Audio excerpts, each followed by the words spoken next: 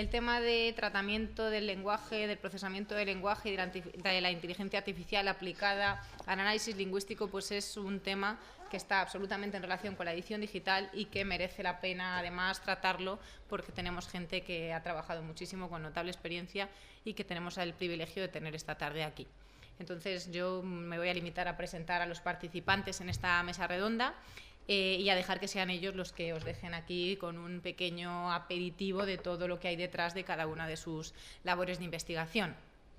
Comenzaremos con la conferencia de la profesora Núria Bel, que viene de Barcelona, de la Universidad Pompeu Fabra, y es la directora del Centro Clarín IULA UPF, que ya nos va a contar después en qué consiste todo lo que están haciendo en esta línea. Después hablará el director de la Escuela de Informática de la UNED, que es además profesor del Departamento de Inteligencia Artificial de la misma escuela, y también se va a ocupar un poco de ver cómo la inteligencia artificial, las humanidades digitales y la edición digital pues han interactuado y están en constante conexión. Pasaremos después a la profesora Ana García Serrano, que es profesora del Departamento de Lenguajes y Sistemas Informáticos, que trabaja también con procesamiento del lenguaje y que ha desarrollado ya proyectos muy interesantes en colaboración con otros grupos de humanidades, tanto de esta universidad como de otros lugares. Después tendremos el honor de hablar con Concepción Polo, que viene de la empresa Daedalus. Nos parece además una perspectiva interesantísima porque es una empresa que se dedica al ámbito del tratamiento de texto, del procesamiento del lenguaje natural, y que además tiene una perspectiva totalmente complementaria a la que tenemos aquí de las disciplinas académicas del mundo universitario. Y por último tendremos al profesor Ricardo Mayra Lusón, que es catedrático de literatura, de lingüística inglesa. Es además vicerrector de investigación de esta universidad y que, pues por este motivo y sus obligaciones académico-institucionales, pues está ahora mismo en el tren llegando de viaje para poder asistir a esta mesa redonda. Con lo cual, pues procederemos primero a las presentaciones, después daremos lugar al turno de palabras para que así también la gente que nos está siguiendo desde lejos pues no pierda el hilo de la charla. Bueno, y a no ser que haya algo que realmente necesite explicación, vamos a intentar dejar las preguntas para el final para que así también pues no nos vayamos de tiempo. No hablo más, dejo la palabra a Núria Bel y...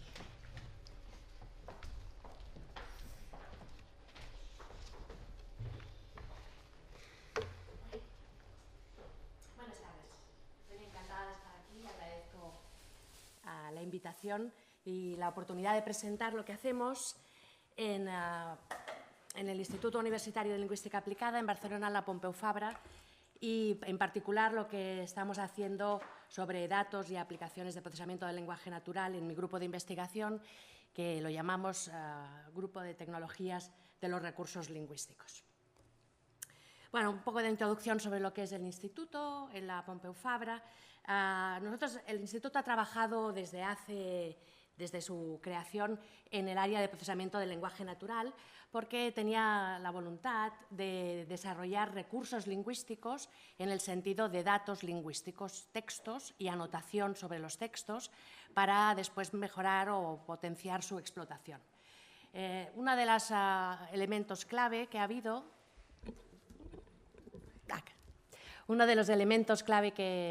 en el instituto ha sido la creación de un corpus técnico para su explotación en diferentes ámbitos y básicamente fue en el principio, en el 94, quien se acuerde, quien hubiera nacido, la recolección de textos no era tan fácil como ahora, que vamos y los bajamos, sino que había que hacer OCR y pasarlo por determinados programas, en fin. La idea fue recopilar texto que en aquel momento parecía más difícil de lo que es ahora y anotarlo para su explotación. Os he puesto aquí las direcciones de las dos herramientas de entrada a los corpus. Uno es anotado, el Buenanet, es una herramienta de búsqueda en este corpus que tiene 40 millones de palabras en diferentes lenguas para buscarlo según la notación morfosintáctica, es decir, por categoría gramatical, buscar los nombres en contexto, hacia la izquierda, hacia la derecha, un típico programa de concordancias que supongo que conoceréis. Y el segundo es una cosa más nueva, el Tree-Bank Browser, y este da acceso a un corpus etiquetado sintácticamente. La posibilidad que nos da es de, luego lo veremos en alguna transparencia, la posibilidad de buscar contextos, pero por su categoría, por su función gramatical. Pues busco el verbo cantar con un objeto que tenga unas determinadas características. Os invito a que entréis y juguéis con él. Esto es lo que se hace en general en el IULA y os explicaré un poco lo que estamos haciendo nosotros en el Grupo de Tecnologías de los Recursos Lingüísticos, que se creó en 2006, y lo que estamos trabajando es en el desarrollo de métodos para poder producir automáticamente estos recursos lingüísticos. Os hablaba de textos etiquetados, pues miramos cómo podemos etiquetar automáticamente los textos, ¿vale? En lugar de etiquetarlos con TEI, que parece que ha sido el tema estrella de esta mañana, nosotros intentamos etiquetarlos con información lingüística. Os he explicado un poco, pues con categoría gramatical, con función gramatical, también nos gustaría poner semántica. Y la idea es tener tanto textos como diccionarios que puedan ser utilizados después para poder no solamente ser explotados por personas, por estudiosos o que quieran ver algunos fenómenos, sino también por máquinas. Y aquí os voy a explicar lo que estamos haciendo para que haya aplicaciones, haya máquinas que puedan trabajar con lenguaje natural. Igual que cuando aprendemos una lengua, una aplicación informática, cuando tiene que trabajar con un texto en una lengua determinada, lo que tiene que tener es un diccionario. Nosotros lo que hacemos básicamente es establecer estos diccionarios. Pasa que en lugar de tener la definición para consumo humano, intentamos darle definiciones que puedan ser manipulables con programas informáticos. Aquí, por ejemplo, os he puesto un ejemplo de uno de nuestros diccionarios donde para la palabra colegiado, que sabemos que es un nombre, simplemente le hemos atribuido una serie de características semánticas y establecemos cuál es el valor, un valor relativo con el que después podemos jugar. Pues si es más de 0,6 será esto, si es menos de 0,6 será lo otro. La aplicación es la que tiene que decidir qué es lo que queremos hacer, pero como es información explícita, que está codificada, podemos establecer algunos procesos.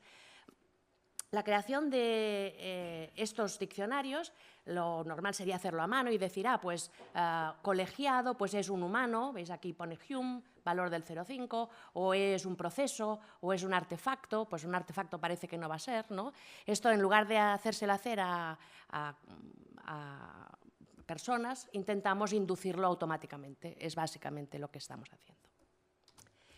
Algunos se preguntarán cómo es que hay aplicaciones que consumen palabras y aprovecho para explicaros una de las aplicaciones que consume palabras actualmente y que está más de moda. Es lo que llaman análisis de sentimientos o análisis de opinión, que supongo que habréis oído hablar de ello, ¿no? Cogen todos los twitters y todos los blogs, lo que escribimos en el Facebook y todo esto, y lo analizan para ver qué opina el público, the crowd, ¿no?, de una determinada cosa. Una de las primeras aplicaciones que hubo fue durante las elecciones de las que ganó Obama, y lo que hicieron fue eso, estimar, en lugar de hacer encuestas personales, estimar a través de lo que se iba escribiendo cuántas palabras positivas había en cada uno de los tweets o blogs y cuántas negativas, y así estimaban la opinión. Claro, para saber qué palabras son positivas y negativas, evidentemente hay que tener uno de estos diccionarios que podemos hacer, donde es una lista, un diccionario en el sentido típico, una lista de palabras que llevan un indicador numérico sobre el grado de positividad o de negatividad. Esto es una de las maneras de hacerlo. Hay muchas maneras. Aquí lo que es interesante para entender por qué queremos hacerlo automáticamente es porque el tamaño de este diccionario normalmente es muy grande y depende un poco del dominio al que lo estemos aplicando. Ahora aquí estamos viendo cosas como happy o morning, night y le ponemos un valor, pero pensaros, por ejemplo, si estamos hablando de un coche y decimos que es un coche grande y rápido, grande es un valor positivo, pero si estamos hablando de un móvil, pues grande ya no es un valor positivo, es decir, que esto hay que ajustarlo al dominio en el que estemos tocando.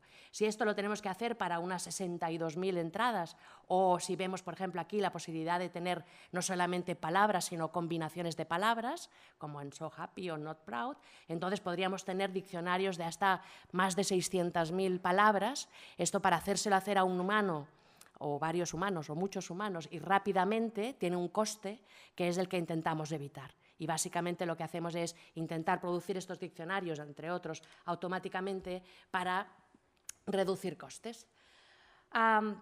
Por eso trabajamos con empresas que necesitan de estos recursos. Una de estas colaboraciones es con el grupo Abas Media de marketing, que quería tener diccionarios de palabras de opinión por dominio y por lengua, y estuvimos induciendo automáticamente algunas dependiendo del dominio de las marcas que estaban haciendo el seguimiento. Claro, los del marketing no intentan saber si te gusta Obama o no, sino que quieren saber qué dices de Bimbo, de Corte Inglés, de Gas Natural, cosas de estas. Y entonces había que ajustar un poco y rápidamente estos diccionarios por cada una de las marcas que estaban utilizando. Aquí veis algunos de los ejemplos, en los que se ve que hay palabras positivas que dependen mucho, pues eso, coche deportivo tendría mucho sentido, ¿no? Un móvil deportivo ya no lo sé, renqueante también se aplicaría a un dominio, todas estas es la información que tenemos que extraer. Luego, además de ver la opinión que había sobre determinadas marcas, les interesaba saber sobre qué hablaban cuando hablaban los usuarios. Y aquí teníamos que derivar diccionarios que pudieran ayudarnos a saber de qué estaban hablando. Entonces, por ejemplo, si decían económico, aunque pudiera ser negativo o positivo, lo interesante es ver que estaban hablando del precio de un producto, no solamente de la marca en general. O si estaban hablando de cómodo, de solvente, pues eran cosas que se relacionaban con la calidad. Y esto era parte del trabajo que hicimos, que era inducir este tipo de información sobre los textos que teníamos.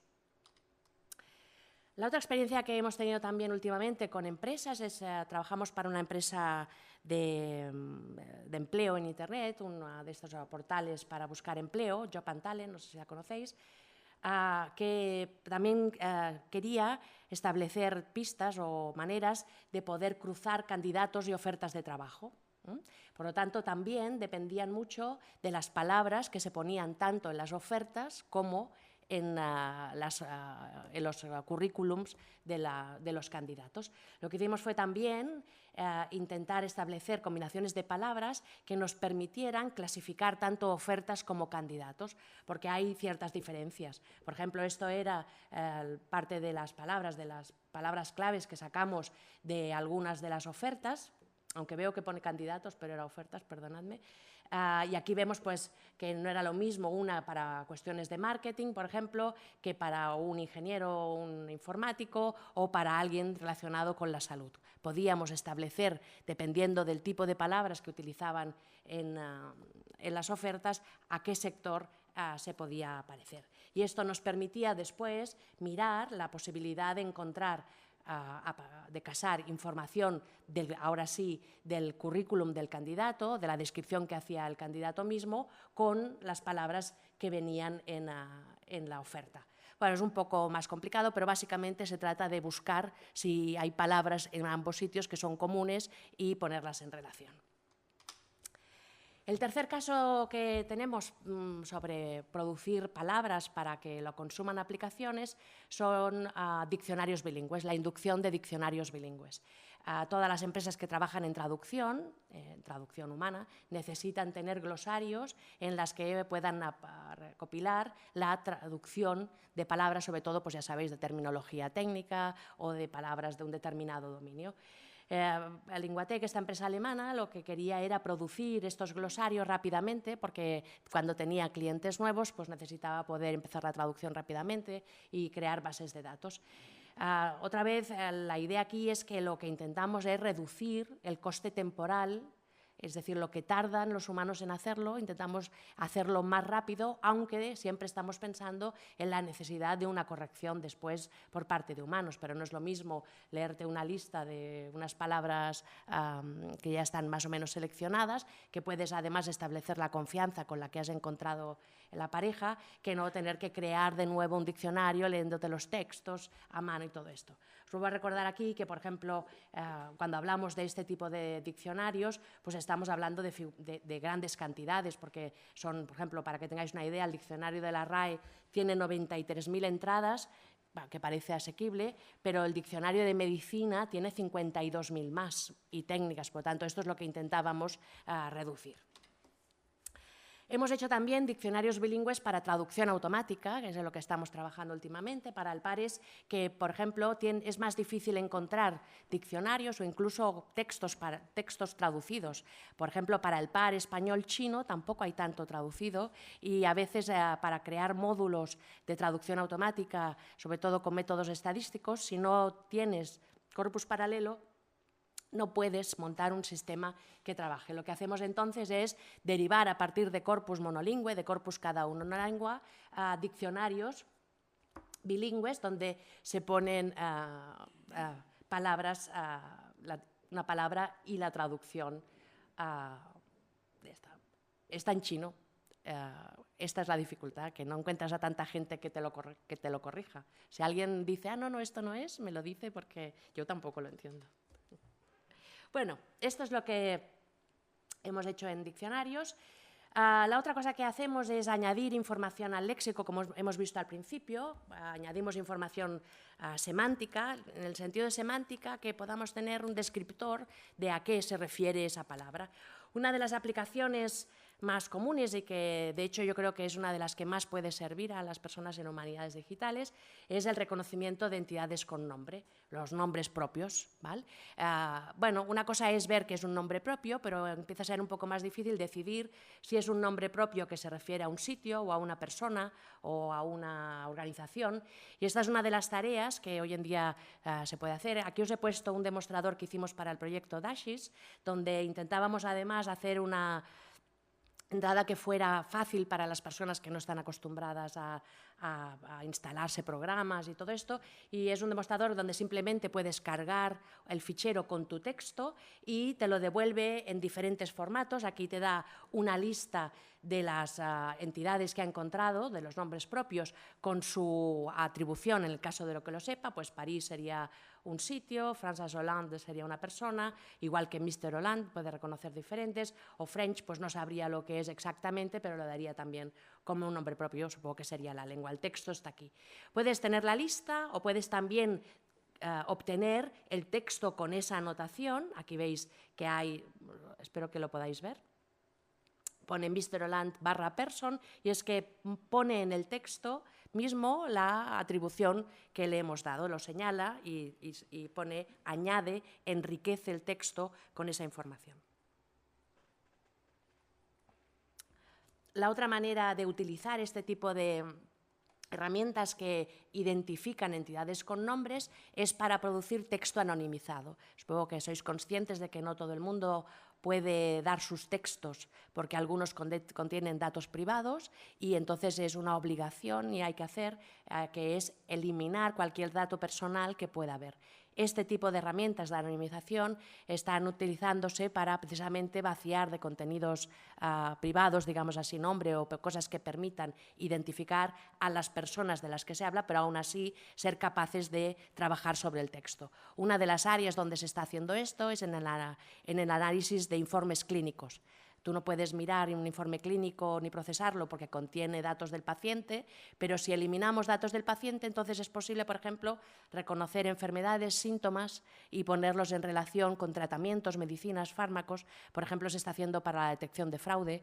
Si reconocemos qué son las enfermedades y qué son los síntomas y qué prescripción, qué medicina le han dado, podemos ver si hay cosas raras estadísticamente de doctores que receten cosas que no son normales. Bueno, esto es una de las aplicaciones, hay muchas más.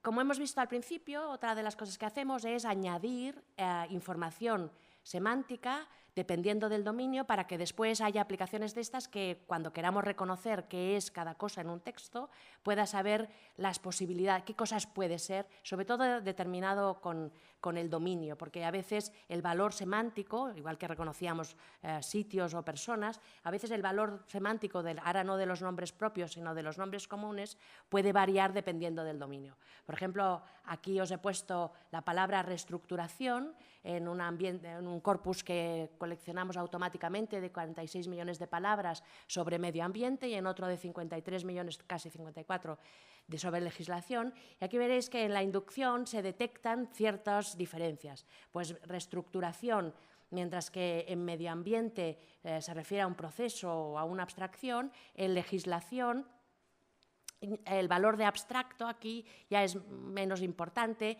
y es un evento, es un acontecimiento. Este es el tipo de información que después nos permite establecer, como os decía, reglas de si es esto, entonces haz aquello, ¿no? Por ejemplo, encuéntrame todos los acontecimientos, todas las cosas de las que habla esta ley, y lo que busco es toda la ley que se refiere a reestructuraciones de empresas, por ejemplo. Pues le daríamos, dame todo aquello que sea eventivo, más de 0,9. Este sería un ejemplo de lo que podemos hacer. Otra de las cosas que hacemos es ayudar o crear automáticamente ontologías y taxonomías de determinados dominios. Aquí también os he puesto un ejemplo que se ve un poquito mal, pero es la salida de lo que hacemos, donde lo que intentamos es, dependiendo de unas palabras, decir cómo se estructura una taxonomía. Pues aquí vemos que una trucha, en inglés, un trout, es un pescado, una radio es un equipment, un tren es un vehículo, una pistola es un arma, y así vamos estableciendo a partir de textos. Lo que hacemos es leer textos, la máquina lee textos de determinados dominios, y lo que hace es crear esta serie de relaciones es-un. Y con estas relaciones de es-un lo que podemos hacer es montar taxonomías o incluso ontologías. Esto se puede después utilizar para, cuando leemos un texto nuevo, establecer cuáles son los elementos posibles y asignarlos a un determinado dominio. Lo que hacemos sería reconocer el dominio dependiendo de las palabras que hubiera allí. Hay también muchas aplicaciones que utilizan este tipo de información semántica. Aquí, por ejemplo, pues, hay muchas aplicaciones, yo creo que alguien más hablará de este tipo de aplicaciones con esto. El problema básico que tenemos ahora, y ya os lo había anunciado, era que la creación de estos recursos y de estas herramientas, bueno, ya lo habéis visto, depende un poco de la lengua. Yo os he enseñado un ejemplo de estas ontologías que hacemos en inglés, porque lo estamos haciendo para el inglés. Si lo tuviéramos que hacer para el castellano, necesitaríamos otra herramienta adaptada al procesamiento específico del castellano. Y esta necesidad o dependencia de disponer de material de una lengua, sean formas de textos o de diccionarios con información especializada, hace que no todas las aplicaciones que procesan y explotan el lenguaje natural sean igual de potentes o que tengan los mismos resultados en todas las lenguas. Uno de los problemas que tenemos es que a veces funcionan muy bien para inglés, pero luego cuando lo quieres aplicar a castellano o a catalán o a francés, pues funciona mucho peor. Yo creo que todos los que habéis jugado con Google Translator sabéis que no es lo mismo traducir un texto de inglés a castellano que de inglés o de castellano al búlgaro o a cualquier otra lengua. Depende de los textos que haya podido utilizar. Esto es un poco lo que ha motivado a crear una asociación que se llama la Multilingual Europe Technology Alliance, que pretende denunciar un poco este hecho, en el sentido de que todo el mundo y en Europa seamos conscientes de que cada vez que queremos aplicar esa tecnología a una lengua, hemos de hacer una inversión en información sobre esa lengua que después se pueda utilizar en estas aplicaciones. Y una de las cosas que hicimos fue establecer una serie de libros blancos para cada una de las lenguas europeas, donde se evaluaba el estado de disponibilidad de estos recursos y de estas tecnologías para las diferentes lenguas. Bueno, todos os imagináis que el inglés está súper bien tratado, y luego aquí hay una serie de lenguas que más o menos tenemos recursos y podemos hacer, pero esto va bajando, y que para el maltés o el letón o el irlandés pues hay muchos menos recursos y tendrán muchas menos posibilidades de trabajar en esto. Bueno, el impacto de esto, de que no haya estas herramientas, es que podremos saber muy bien la opinión de los americanos o de los ingleses, porque hay muchas herramientas de análisis de opinión para los americanos, habrá algunos para los alemanes y franceses, pero posiblemente no tengamos mucha opinión de lo que opinan los croatas, porque no hay este tipo de aplicaciones para croatas. Os pongo un ejemplo. La idea de la Alliance, de esta alianza, es fomentar que existan estos recursos y estas tecnologías para todas las lenguas. Este también fue el objetivo de uno de los proyectos en los que participamos, coordinamos, de hecho, el proyecto Panacea en el 7º programa marco de la Unión Europea, que lo que pretendíamos es esto que ya os acabo de explicar, era la creación automática de recursos, porque pensamos que es la única manera de asegurar que haya suficiente información de cada lengua cuando se necesita, cuando lo necesita el mercado y para todos los dominios. El problema es muy grande, ya os he dado cifras del tamaño de los léxicos y del volumen de datos que se necesita, porque no dejan de ser datos sobre una lengua, y la única manera, creemos, de resolver el problema es automatizando. A esto es a lo que nos dedicamos en nuestro grupo, a pensar cómo podemos automatizar esta inducción. Bueno, os he hecho un poco la propaganda y ahora os explicaré un poquito cómo hacemos, cómo se puede inducir esta información, ¿vale?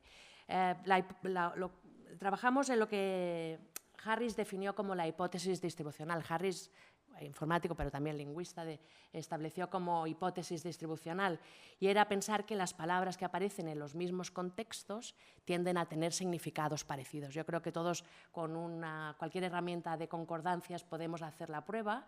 Yo aquí he puesto Sketch Engine, no sé si la conocéis, es una buena herramienta para el análisis de datos lingüísticos. Y aquí vemos que las palabras que aparecen, por ejemplo, con durante o con durante un, pues ya veis que se parecen entre sí, tiempo, años, lapso, década, periodo, sesión, bueno, porque básicamente los temporales, ¿no?, van con durante, y la combinación de durante pues sería una de las pistas que nos daría que tiempo, examen o glaciación puede tener que ver con un evento temporal. Luego podemos ir más allá y buscar más contexto, y si decimos que durante su larga ¿cuántas cosas van con durante su largo o larga algo? Pues ya la lista se reduce. Fijaros aquí, teníamos de esta búsqueda durante 4.900 y pico, pero durante su largo o larga, pues ya son solamente 677. Cuando miramos el contexto, podemos ir agrupando palabras que cada vez se van pareciendo más. Y esta es la base de cómo inducimos la información. Lo que hacemos es coger el contexto y mirar a ver palabras que aparecen en contextos parecidos. Cuanto más parecido, más similares son esas palabras, y le podemos asignar, a partir de pistas como durante esto, una categoría semántica, por ejemplo, temporal. Bueno, esto lo hacemos con programas informáticos que lo que montan es, a partir de estos contextos, montan para cada una de estas palabras lo que se llama un vector. Simplemente le asignamos unas cantidades que después se pueden pintar en un espacio de n dimensiones. Un vector, la flechita aquella típica que hacíamos en el cole, pues esto, y cuando tenemos este tipo de vectores podemos decir lo parecidas, si están cerca, dos palabras que aparezcan en los mismos contextos serán más parecidos en forma de vector, y por lo tanto podremos calcular de manera matemática lo que se parecen. Palabras que se parezcan más, ¿vale? Será. Esto evidentemente se complica. Yo os he puesto aquí un vector 18, además me equivoqué. Es un 8 esto de aquí, 18, 8, 4, ¿vale? Sería el vector de trayectoria, este sería el de periodo, el de impresora. Aquí, claro, depende mucho de la frecuencia de palabras, entonces tenemos que ponderarlo un poco por lo frecuente que son las palabras. Hay una serie de cosas que se pueden hacer, pero básicamente, veis, impresora no tiene nada que ver con periodo y con trayectoria, y trayectoria y periodo se parecen más entre sí que a impresora. Esto es lo que hacemos básicamente. Bueno, podemos complicarlo mucho. Este es un vector típico de uno de los que utilizamos, y de hecho son unos vectores que acaban siendo tan complicados que dejamos que sean clasificadores de aprendizaje automático, máquinas estadísticas, las que hagan este tipo de cálculos de a ver qué palabras se parecen más a qué palabras, y si se parecen lo suficiente como para poder establecer una división. Podemos tener palabras que estén todas en este lado del espacio de una manera de verlo en el espacio vectorial, y otras aquí, y podamos decidir que estas en rojo son temporales, mientras que estas de aquí no lo son. Dicho así pronto y rápido. También podemos hacer árboles de decisión que miran a ver cuáles son estas características que hacen que se parezcan más o menos, y podemos inspeccionar. Esto es muy útil para las personas que somos más de letras, vamos a decirlo así, porque vemos dónde están las capacidades de decisión, pero básicamente son las dos tecnologías que estamos utilizando. Yo ya os digo, os lo he explicado así en un plan muy interesante nada más, y os he puesto aquí unas lecturas por si queréis empezar a mirar cómo es posible que hagamos esto. Creo que ahora ya queréis saber qué tal lo hacemos, porque, bueno, las máquinas inducen, hacemos estas máquinas y aquí os he puesto algunos valores de lo que estamos haciendo para que veáis cuán fiable puede ser esta tecnología. Hemos publicado, más o menos he puesto la precisión para que tengáis una idea de lo que estamos haciendo, de cosas que ya hemos publicado, y al final os doy la lista de publicaciones para que podáis ir y mirar cómo lo hacemos. Por ejemplo, para la identificación de polaridad, en esta aplicación que os he explicado para la empresa VAS, teníamos un 97% de precisión para encontrar adjetivos positivos y un 71% para adjetivos negativos. Esto quiere decir que de cada 100 adjetivos que decíamos que eran positivos para un dominio, lo acertábamos en un 97% de los casos. Para la identificación de atributos de marketing, que era esto que decías, estaban hablando del precio, de la calidad o de cosas así, pues somos un poco peores y tenemos solamente un 85% de precisión y un 83% de cobertura para el atributo de calidad. Quiere decir que encontramos 83 de cada 100 que teníamos que haber encontrado, para que lo entendáis. Es decir, que hay fallos y hay errores. Hay que decidir si el error es tolerable o no, pero hay errores. Para casar y ofertas y candidatos, aquí bajábamos al 60%. Esta es una tarea bastante más compleja. Para clasificar nombres comunes según dominio, como humanos o acontecimientos, lugares, organizaciones, teníamos una precisión de un 91%, podemos acertarlo en el 91% de los casos. Para generar ontologías estamos a cerca del 90% de precisión.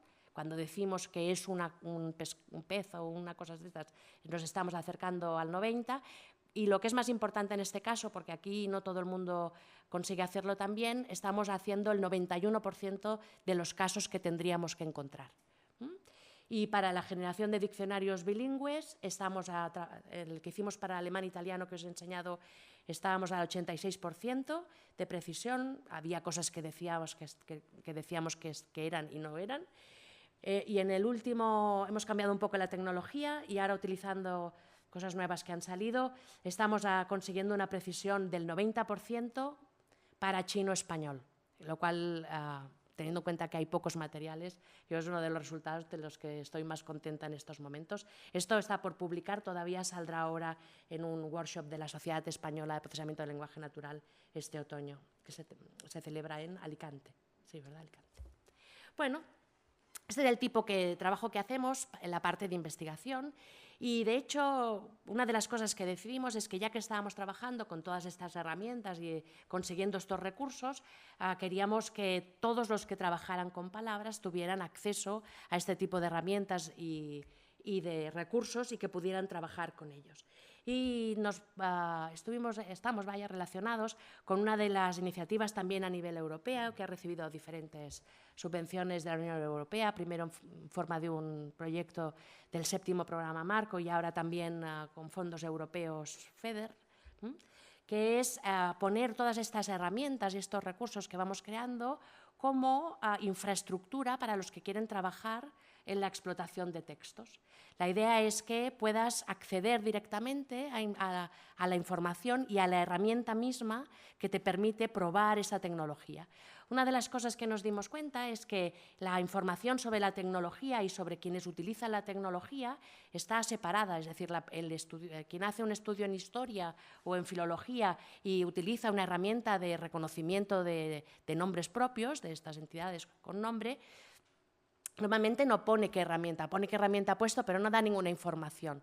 Lo que hemos intentado en este centro de competencias Clarín es relacionar la información sobre qué es lo que se hace en alguno de estos dominios que utilizan estas herramientas con las herramientas que las utilizan, de forma que puedas recorrer un itinerario, que puedes ir de ver un artículo donde han utilizado estas herramientas de reconocimiento de entidades con nombre para identificar nombres de lugar en artículos de prensa históricos para ver la propagación de una epidemia de peste, ¿vale? Y de ese artículo puedes saltar a la herramienta que han utilizado, encontrar cómo funciona y además entrar en un servicio web, una aplicación web que te permite probar la herramienta. sin necesidad de instalación y tener que buscar cómo lo instalas y en qué sistema operativo y si te falta la librería, que siempre falta, y cosas de estas. En un intento de facilitar que los investigadores de todas las disciplinas puedan probar este tipo de herramientas. Por lo tanto, os invito a entrar, podéis entrar por Mira qué hacen los demás, que es artículos de investigadores en literatura, en historia, en filosofía, lexicometría, estudios de género, hay diferentes ejemplos, y a partir de ahí ver qué tecnología han utilizado y poder ir hasta dónde se puede probar la tecnología. Seguramente en algunos sitios os encontraréis con esta herramienta, que simplemente es una aplicación web que os permite utilizar esa tecnología directamente. Cargáis vuestros textos, le dais al botón de cuenta ya y os devuelven una hoja Excel, pues las palabras más frecuentes, las entidades con nombre que han encontrado, la frecuencia que tienen los textos que le habéis dado. También os invito a que entréis en la herramienta y la probéis. Antes decía aquí que esta mañana habéis echado abajo la web del TEI, ¿no? Yo estaría encantada que os cargarais la web del ContaWords. O sea que, por favor, entrad y rompedla. Por eso, rompedla. Por último, ya, otra vez un poco de publicidad sobre la necesidad de pensar que hemos de disponer de estas tecnologías para todas las lenguas. Hay muchas aplicaciones ahora en el mercado que trabajan con datos lingüísticos, con información lingüística. No todas las aplicaciones están preparadas. Y una de las cosas que se está planteando ahora es el mercado único digital, de Single Digital Market para la Unión Europea. Intentan que no haya barreras para que podamos comprar cosas en una web de Finlandia sin ningún problema y nos envíen el paquete y no haya problemas. El problema está en que no entenderemos la web en finlandés o que no podremos hacer según qué cosas para hacer una monitorización de la opinión de los finlandeses. Por eso es importante que todos hagamos un poco de presión y os invito aquí también a entrar en esta página web para firmar pidiendo a la Comisión Europea que dedique fondos y atención a la necesidad de que estas tecnologías estén disponibles seguro en todas las lenguas de la Unión Europea y en realidad en todas las del mundo. Muchas gracias. La bibliografía.